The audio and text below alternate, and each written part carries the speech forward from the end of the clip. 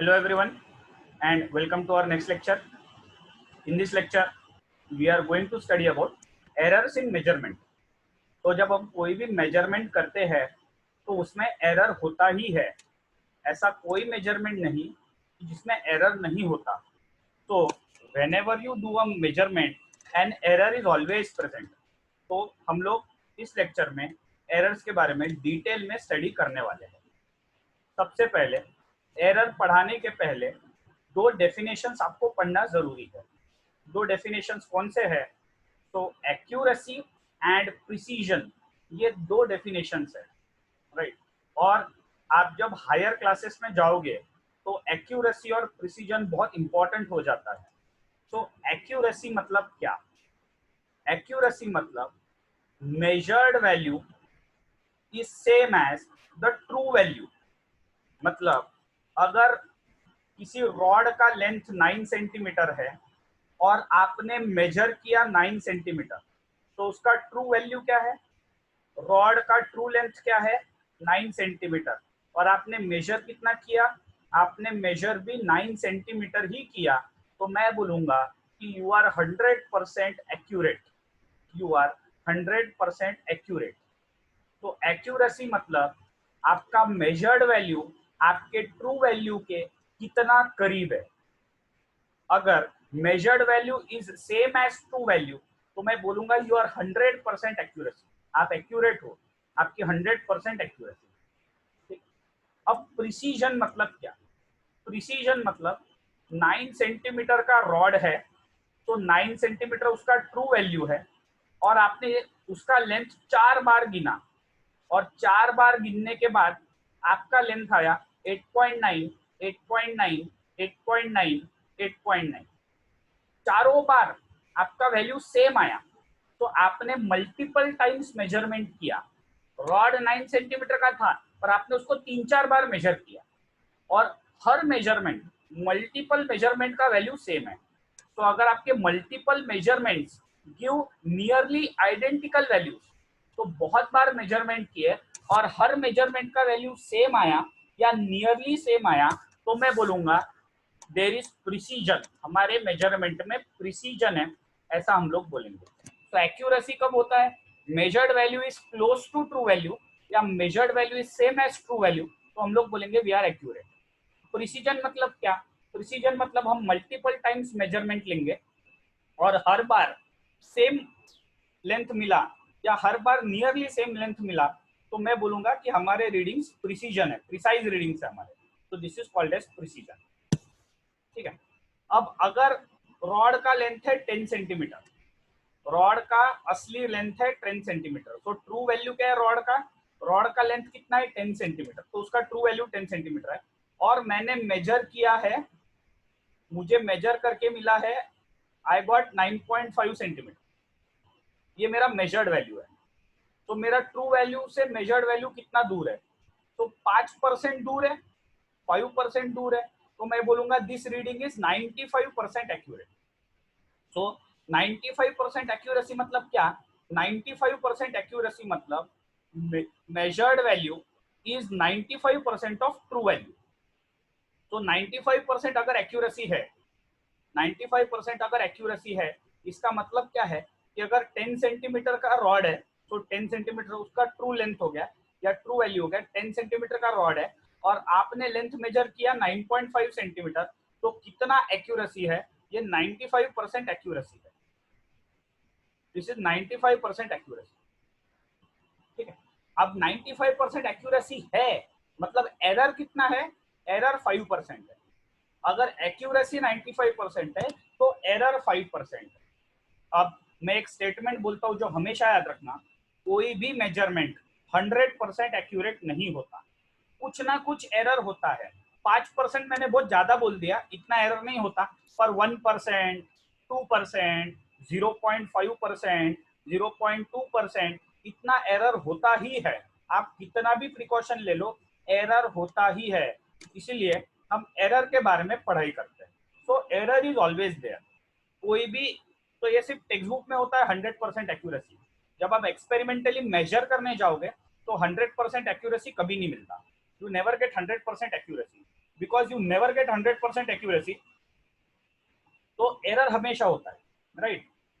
भले आपका 99% एक्यूरेट होगा, 1% एरर होगा, 2% होगा, 0.5% होगा, but error is always there. अब हमको सोर्स ऑफ एरर समझना जरूरी है, ये एरर आता कहाँ से है। तो कुछ उसके कारण होते हैं, तो 3-4 कारण मैंने यहाँ पे लिखे हैं। सबसे पहले एरर कहाँ कहाँ से आ सकता है। So error can come because of quality of instrument. तो हमारे पास जो इंस्ट्रूमेंट है जिससे हम मेजरमेंट कर रहे हैं, ये इंस्ट्रूमेंट हमारा अच्छा नहीं है, इसका क्वालिटी अच्छा नहीं है, ये सस्ता इंस्ट्रूमेंट है, या इंस्ट्रूमेंट बहुत पुराना हो चुका है, तो क्वालिटी ऑफ द इंस्ट्रूमेंट के कारण एरर आता है, ठीक है। दूसरा, स्किल ऑफ द पर्सन। हो सकता है जो बंदा रीडिंग ले रहा है उसको रीडिंग लेना नहीं आता, या उस एक्सपेरिमेंट के बारे में उसको पता नहीं है, करेक्ट रीडिंग कैसे लेना ये उसको पता नहीं है, तो स्किल ऑफ द पर्सन भी बहुत मैटर करता है, करेक्ट। तो skill of the person, person ने गलत रीडिंग ले लिया तो एरर आ जाएगा। उसके बाद काफी बार मेथड गलत हो जाता है मेजरमेंट का, काफी बार मेथड गलत हो जाता है मेजरमेंट का, करेक्ट। तो जब हमको बॉइलिंग वाटर का टेम्परेचर मेजर करना है, तो हो सकता है कि 20 मिनट बाद वाटर बॉईल होता है तब मेजर करो, लोग 15 मिनट बाद बॉईल होना चालू हो गया तो तभी मेजरमेंट ले लेते हैं। सो मेथडोलॉजी में कभी कभी प्रॉब्लम होता है, तो इंस्ट्रूमेंट में प्रॉब्लम हो सकता है, बंदे के पर्सन के कारण प्रॉब्लम हो सकता है, ठीक है, मेथड के कारण प्रॉब्लम हो सकता है। उसके बाद कुछ इंटरनल और एक्सटर्नल फैक्टर्स होते हैं जो हमारे हाथ में नहीं होते, जैसे टेम्परेचर, है ना। टेम्परेचर अभी हमारे हाथ में नहीं है, मई महीने में गर्मी रहती है, हम ठंडी नहीं ला सकते, दिसंबर में ठंडी होती है, हम गर्मी, तो ये कुछ फैक्टर्स है जिनको हम कंट्रोल, तो इंटरनल एक्सटर्नल फैक्टर्स ये भी अफेक्ट करते हैं हमारे रीडिंग को, और इनके कारण भी एरर आता है। तो these are some of the sources of errors, ठीक है। फिर एरर्स इन मेजरमेंट, तो जो एरर्स होते हैं हमारे मेजरमेंट में उसको हम दो कैटेगरी में डिवाइड कर सकते हैं। तो जो एरर्स होते हैं, errors can be broadly divided into 2 category. पहला कैटेगरी है सिस्टमैटिक एरर्स और दूसरा कैटेगरी है रैंडम एरर्स। तो जो भी एरर्स आते हैं वो एरर्स को हम दो पार्ट में डिवाइड कर सकते हैं। First part is systematic errors, second part is random errors. मैं सिस्टमैटिक एरर को फिर से 3 टाइप में डिवाइड करता हूँ। तो सिस्टमैटिक एरर के 3 सब डिविजन्स क्या है। सिस्टमैटिक एरर के 3 सब डिविजन है। पहला इंस्ट्रूमेंट एरर, दूसरा error due to imperfection in experimental technique. इसका मतलब क्या है, मेथडोलॉजी में गलती है, तो आपके एक्सपेरिमेंट के मेथड में अगर कोई इम्परफेक्शन है तो उसके कारण एरर आ सकता है। और तीसरा, जैसे कि हमने बोला, पर्सनल एरर, ठीक है। तो errors can be broadly divided into systematic error and random error. Systematic error के 3 सब कैटेगरीज है, instrument error, error due to imperfection in experimental technique और पर्सनल एरर। अभी हम ये सारे टाइप्स को 1 बाय 1 डिटेल में पढ़ते हैं। सबसे पहला है इंस्ट्रूमेंट एरर। इंस्ट्रूमेंट एरर, अब इंस्ट्रूमेंट एरर क्यों आता है। इंस्ट्रूमेंट एरर जो आता है वो इंस्ट्रूमेंट के कारण आता है। तो हम लोग बोलते हैं ऐसा error defective calibration of instrument के कारण आता है। इंस्ट्रूमेंट अगर कैलिब्रेटेड नहीं है तो उसके कारण एरर आता है। तो इंस्ट्रूमेंट के कारण, इंस्ट्रूमेंट के कैलिब्रेशन के कारण, इंस्ट्रूमेंट पुराना होने के कारण, इंस्ट्रूमेंट सस्ते इंस्ट्रूमेंट काफी बार एक्यूरेट नहीं होते, तो इंस्ट्रूमेंट सस्ता होने के कारण ये सब प्रॉब्लम होते हैं, करेक्ट। तो एक एग्जांपल मैंने यहाँ पे दिया है, मैंने बोला है incorrect zeroing of an instrument will lead to such kind of error, correct. Incorrect zeroing on instrument, तो आप अगर सपोज आपने वेइंग मशीन देखा होगा, ठीक है, वेइंग मशीन में हमको जीरो लाना जरूरी है। अगर जीरो नहीं होगा और आपने वजन गिन लिया तो गलत वजन गिना जाएगा। तो वजन गिनने के पहले इंस्ट्रूमेंट में जीरो दिखा रहा है क्या ये इंश्योर करना जरूरी है। जीरो नहीं दिखा रहा होगा तो इनकरेक्ट मेजरमेंट होगा। तो incorrect zeroing of an instrument will lead to such kind of error, इसको हम लोग बोलते हैं इंस्ट्रूमेंट एरर। उसके बाद इम्परफेक्शन इन मेजरमेंट टेक्निक, ठीक है। फिर ये एरर किसके कारण आता है, दिस एरर आता है due to defective setting of the instrument. Instrument को बराबर आपने सेट नहीं किया है, तो फिर जो एरर आता है that is the second type of error which is imperfection in measurement technique, experimental technique. इसमें एक मैंने एग्जांपल दिया है, सपोज आपने एक ट्यूब पकड़ा हुआ है, आप सब लोगों ने केमिस्ट्री में ट्यूब देखा होगा, ठीक है। ट्यूब में क्या होता है, ऐसे मार्किंग्स होते हैं। ट्यूब में क्या होता है, there are markings on the tube to measure the volume of the liquid. और फिर आपने क्या किया है, आपने इसमें लिक्विड डाला है, उसका वॉल्यूम गिनने के लिए आपने इसमें लिक्विड डाल दिया। सपोज आपने ऐसे लिक्विड डाल दिया, सपोज दिस इज लिक्विड, तो ये ब्लू कलर ये लिक्विड है, आपने लिक्विड डाल दिया। अब आपको लिक्विड का वॉल्यूम देखना है, लिक्विड का वॉल्यूम देखने के लिए आपने ट्यूब को वर्टिकल पकड़ना चाहिए। You should hold the tube vertical. अगर आपने ट्यूब को वर्टिकली नहीं पकड़ा तो आपका मेजरमेंट गलत आएगा। तो अगर 9.1 वॉल्यूम होगा तो आपको 9.2 दिखेगा या 8.9 दिखेगा, तो एरर आएगा। तो एरर क्यों आता है? तो मैंने लिखा है the measured volume of liquid. तो लिक्विड का वॉल्यूम मेजर अगर मैं करना चाहता हूँ using a graduated tube, graduated tube मतलब ऐसा ट्यूब जिसमें मार्किंग है मेजरमेंट के लिए, that is called as a graduated tube. ये इनएक्यूरेट आएगा। ये इनएक्यूरेट क्यों आएगा? If the tube is not held vertical, tube को आपने वर्टिकली नहीं पकड़ा है तो उसमें एरर आएगा। ठीक है। उसके बाद तीसरा टाइप का एरर जो हमने बोला है पर्सनल एरर। ये पर्सनल एरर किसके कारण आते हैं? They are introduce due to fault of observer. देखने वाले की गलती से जो एरर हुआ वो हुआ पर्सनल एरर। ठीक है। It is introduce due to fault of the observer, जो रीडिंग को ऑब्जर्व कर रहा है उसकी गलती के कारण। जैसे बायस ऑफ ऑब्जर्वर। बायस हम पहले से ही सोच के बैठे हैं, है ना।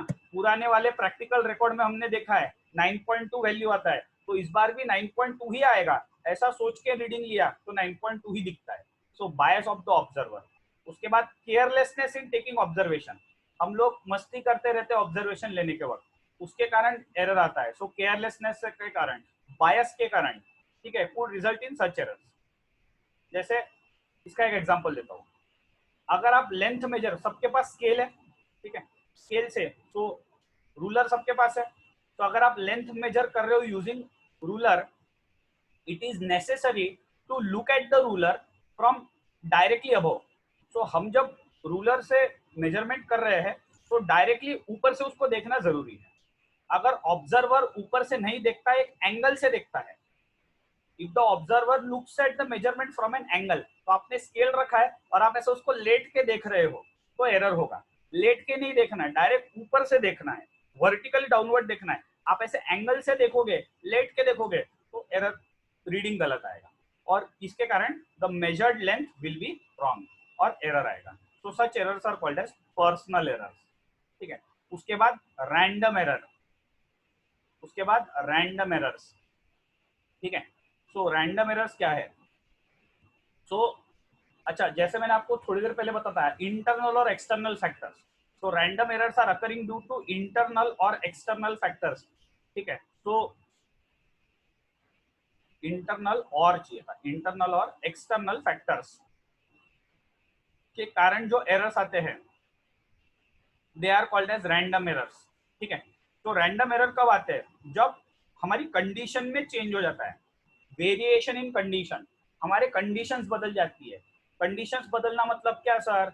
जैसे चेंज इन टेम्परेचर, टेम्परेचर बदल जाता है, प्रेशर ऑफ द गैस बदल जाता है, क्योंकि pressure of the gas temperature पे डिपेंड करता है।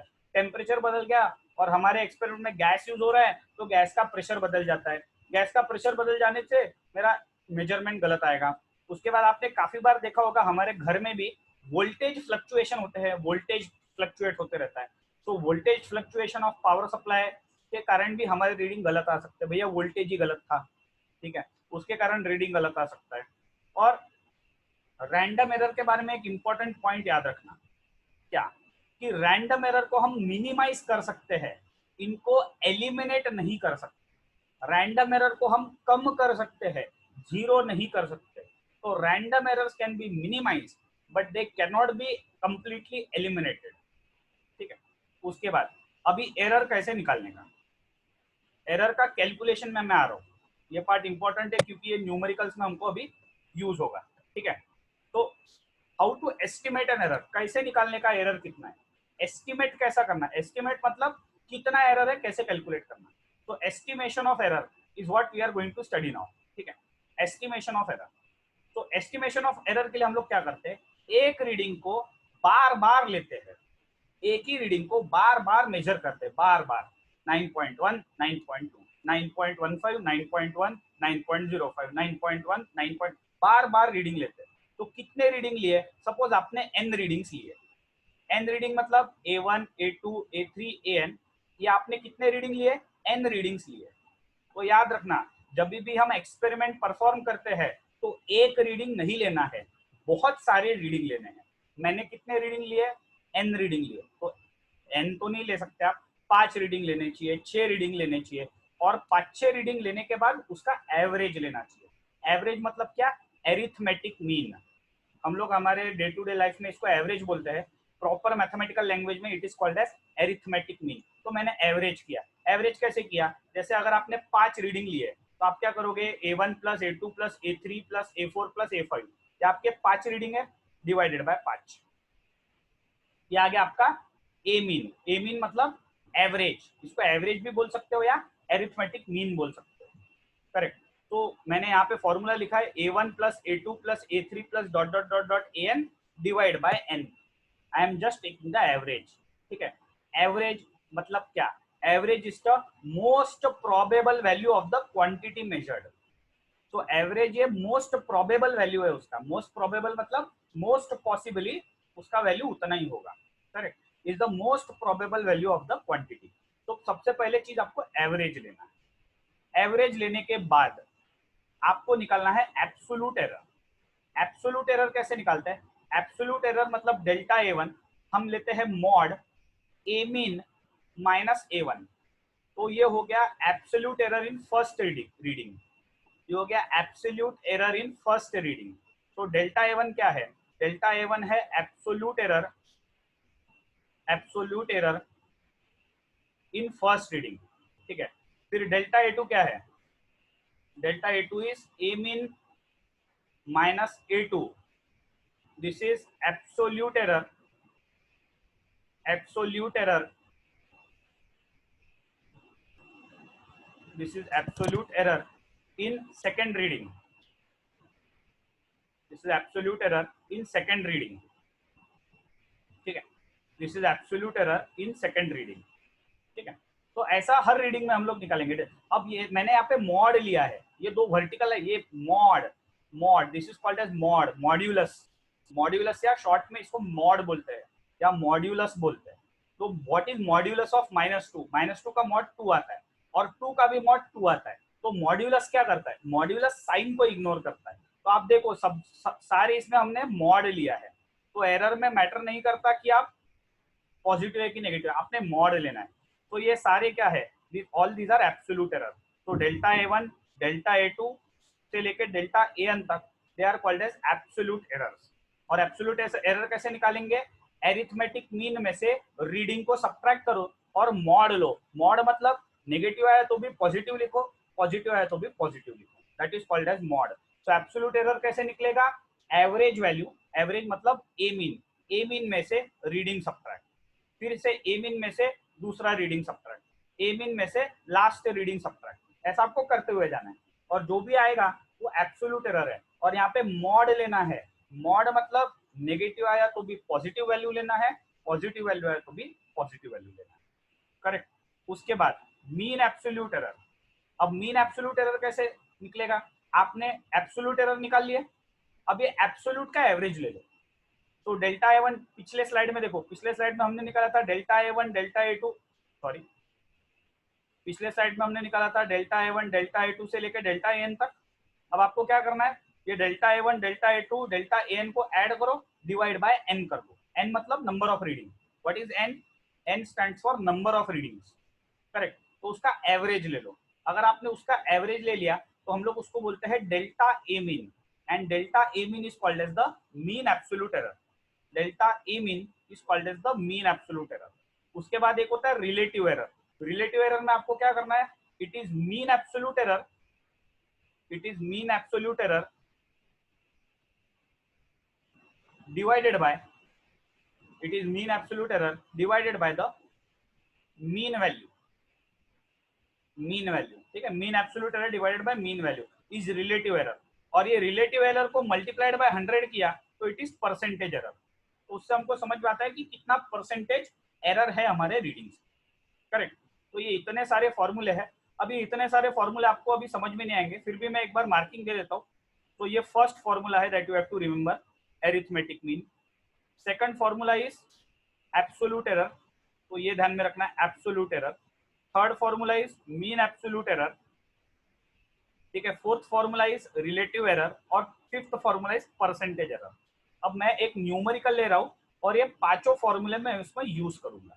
अब देखो, रेडियस ऑफ स्फीयर हमने मेजर किया है, the radius of sphere is measured repeatedly, बार बार मेजर किया। और कौन क्या कितने कितने वैल्यूज है रेडियस के, 5.63 आया, 5.54 आया, 5.44 आया, 5.4 आया और 5.53 आया। इसका मतलब हमने कितने रीडिंग लिए, हमने 1 2 3 4 5, हमने 5 रीडिंग लिए। हमने कितने रीडिंग लिए, हमने 5 रीडिंग लिए, A1 A2 A3 A4 A5, 5 reading लिए। अब क्या क्या निकालना है, most probable value, most probable value मतलब ए मीन निकालना है, उसके बाद mean absolute error, relative error and percentage error निकालना है। ठीक है, तो सबसे पहले मैंने उसका मीन वैल्यू निकाला। मीन वैल्यू कैसे निकाला, सारे वैल्यूज को ऐड किया, पांचों वैल्यूज को ऐड किया, तो A1 plus A2 plus A3 plus A4 plus A5 divided by 5। तो आप यहाँ पे ऑब्जर्व करोगे मैंने पांचों वैल्यूज को ऐड किया और डिवाइड बाय 5 किया, तो ये आया 5.472 मीटर। तो ये कितना आया, ये आया 5.472 मीटर। करेक्ट, ये उसका हो गया मोस्ट प्रोबेबल वैल्यू या मीन वैल्यू।